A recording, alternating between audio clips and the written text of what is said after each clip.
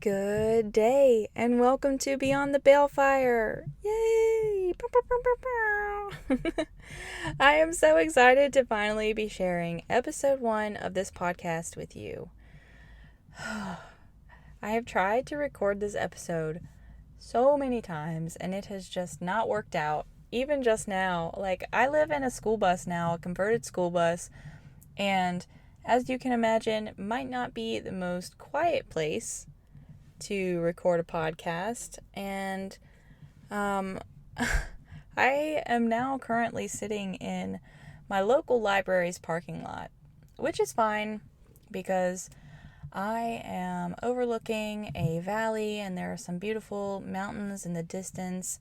I live in the Piedmont area of the Blue Ridge Mountains, and it's beautiful. It's also frog weather out today, which is overcast and kind of drizzly. It's my favorite weather.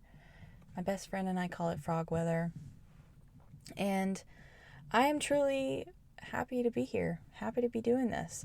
But again, I just tried to record this podcast and it was muted the whole time. The universe is telling me to prove how much I want this, y'all. But we're doing it again. I'm not giving up. 6 times the charm, you know? Oh, man. Happy Autumnal Equinox, right? Oh, man. Happy Mabon. Like I said, this has been in the works for some time now, and I really just can't express how happy I am to be here with you. Regardless of how many times I have to record this episode, I am doing it. I am committed, and I want to be here with you. Expect for us to dip our toes into a range of magical and esoteric topics like mythology, my personal specialty, which goes hand in hand with deity work, for me anyways, which we'll be talking a lot about, green magic, spell work, divination, and all other various pots of magical practice and growth. Truthfully, this podcast is a place for me to nerd out on all things magic because sometimes I just get so excited about magic that it feels like I'm going to explode. So instead of exploding, I'm going to make this podcast. And we're not going to focus on the basics here. I feel like there are already some really wonderful podcasts who have already done this so fabulously and continue to do this. So I'm not going to focus on the basics, though I don't want to limit myself, and sometimes we might have to revisit basics to build off of that and have the conversation I'm hoping to have. Here, I rather want to share what I've learned, loved, or information that I feel is in alignment with the energies currently floating about in the cosmic ether, as well as hopefully eventually opening up the floor for conversations within the pagan and magical communities. Since this is episode 1, I do believe an introduction is in order. Hello! My name is Wish, like upon a star, and I have been practicing witchcraft consciously for 8 years now, with a focus in deity work, divination, and herbal magic, because I am a huge plant nerd. I'm actually in school right now for horticulture and botany.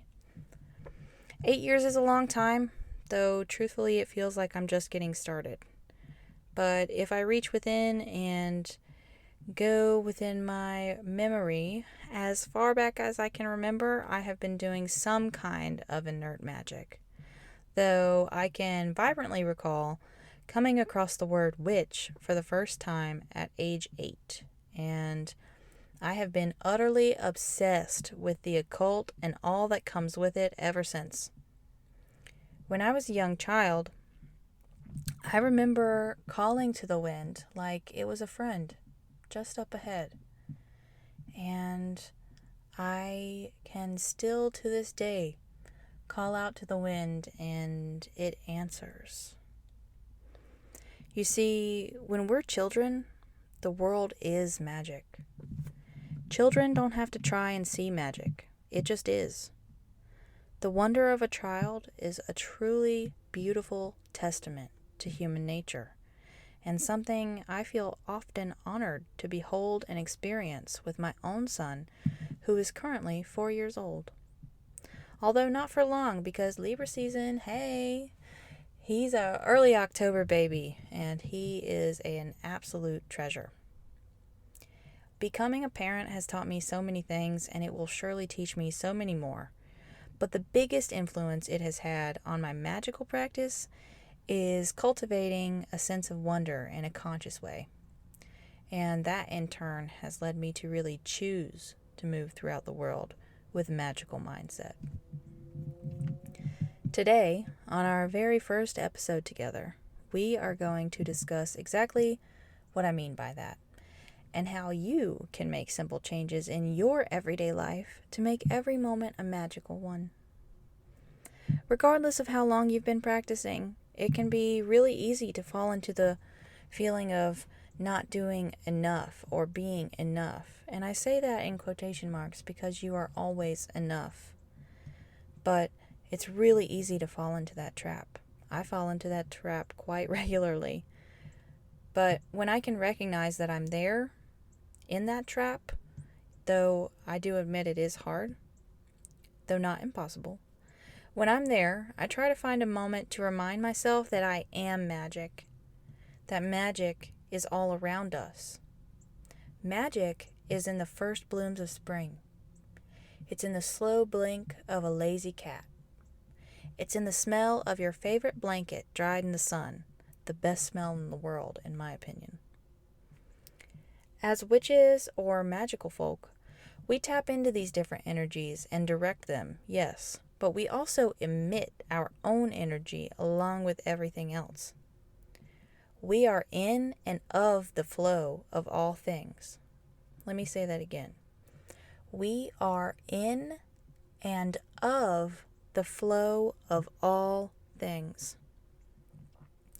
Holding this truth and making small changes have helped me experience wonder and magic more often in that flow, in the small moments. And I want to share some of those changes with you today. First and foremost, everything is a ritual. Everything is a ritual. Ritual can look like flowing, gauzy dresses of white, bathed in moonlight.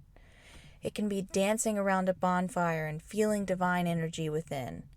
But it can also look like a shower. Let me explain. I regularly cleanse and charge my shower so that every time I turn on the water and step in, the mundane becomes sacred. The waters are blessed with my intention of cleansing not only my physical body, but also my spiritual body. I have charged and blessed the spigots in my home, and there are many ways to do this, but essentially I have turned the bathroom shower area into a sacred temple of water. I also bless the spigot in my kitchen.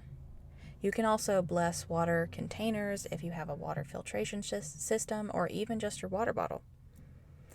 But water holds memory, just like the rest of the elements hold their own properties and powers. So when we're trying to turn the mundane to the magical, we can always turn back to these basic yet abundant and wildly powerful building blocks of all magic, the elements, to turn everyday action into magical ones.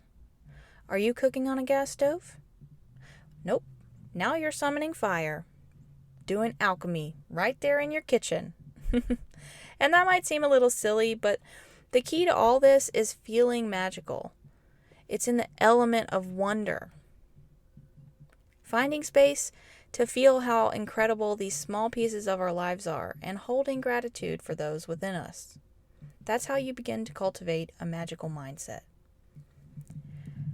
I bless everything that I consume by saying something simple like, bounty of the earth, nourish my mind, body, and soul. And I hold gratitude in my heart as I do so, which imbues whatever meal or drink with my intention of nourishment all the way through to a spiritual level. And it also allows me a small moment to really be in my body and experiencing this wonderful human experience of eating. Food is so great. This small change towards a magical mindset with something we do every day will help us to exist more harmoniously and more magically in that everyday human experience. You can take that even deeper by eating seasonally, adding different herbs that align to your current magical needs or physical needs, or by eating food that you have grown on your own if you're available. Or if you're able, excuse me.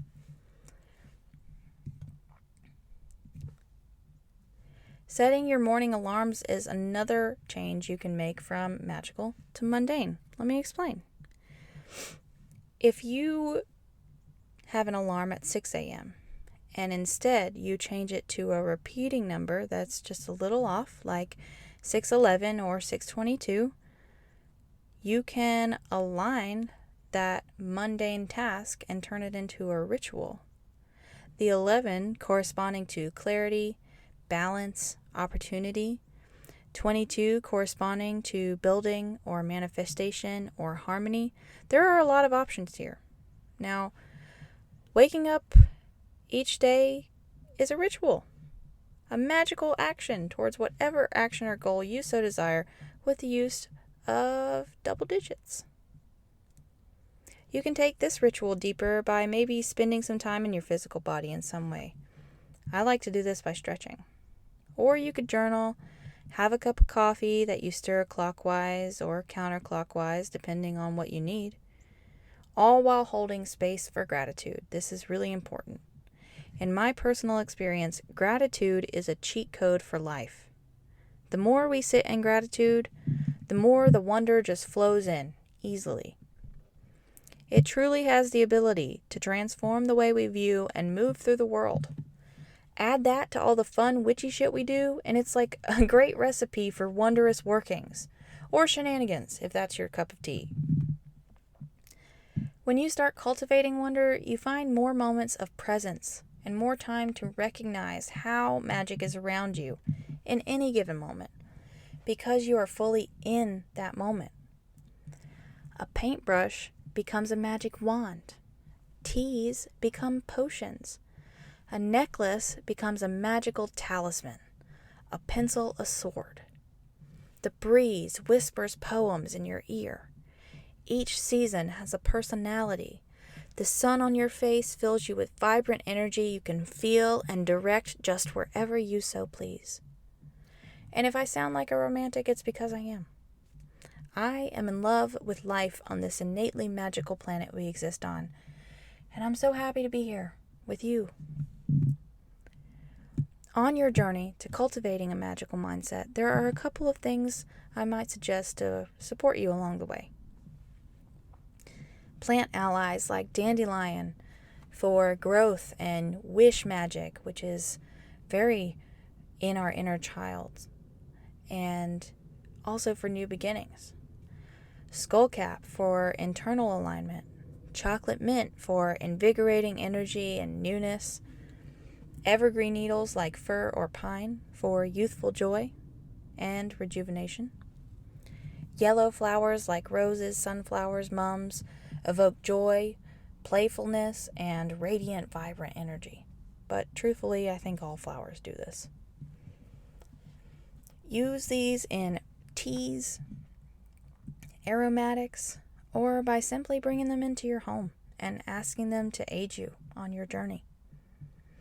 Crystals like amazonite, citrine, peridot. I always want to call it peridot, but everyone tells me it's peridot. So, peridot, meh. I like peridot better. Anyways, aventurine, jasper, tiger's eye, rose quartz, amethyst, and lapis lazuli. I know that's a long list, and it's like, oh, just name them all. But really, truly, these crystals could be helpful in cultivating your sense of wonder. And you can do this by meditating with them, carrying them, wearing them, or whatever other method you like to work with crystals. Just remember to cleanse and activate your stones for your purpose in your favorite way. I only started activating stones this year. I heard on another podcast that I do not remember which one it was. I really wish I did, but these ladies were talking about how they used to work in a crystal shop, and this one girl said she would thoroughly cleanse her crystals whenever she brought them home, but that she would also activate them. And in my head, I was like, wait, what? We have to activate our crystals?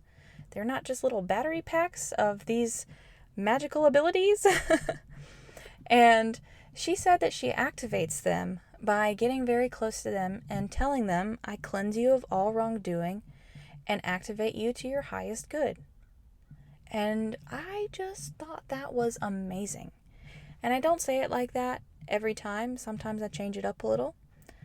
But since I have been doing this, the energy I feel coming off of my stones is tenfold. It's so incredible what this small change has done for my crystal working practice. So if you try that, please let me know on the Instagram what you have experienced, and I will leave links to that below.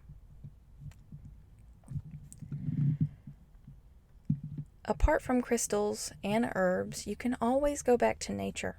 Nature is the world's largest playground. So perhaps going there with the intention of seeing through a lens of curiosity and appreciation, with the curiosity of a child and appreciation of you as an adult, that will certainly spark wonder in the hearts of even the most closed off of imaginations. Lean into the wind. Climb a large rock. Explore the microcosm of a moss or fern and see how that goes. See what you find. My personal favorite wonder to witness are the hazy sunbeams of golden hour breaking through the canopies in the most magnificent ways and rays. Dancing is another way we can physically move ourselves to joy, either through ecstatic dancing or a silly shimmy of the booty to whatever song you're loving at the moment. Bonus points if you do this in nature. Whatever you choose, I really hope you find a way to hold space for your own sense of wonder today. And thank you so much for listening and sharing this magical moment with me. Until we meet around the fire again, may you find magic in the small moments. And thank you for joining me for episode 1 of Beyond the Balefire. My name is Wish, and I'll see you next time.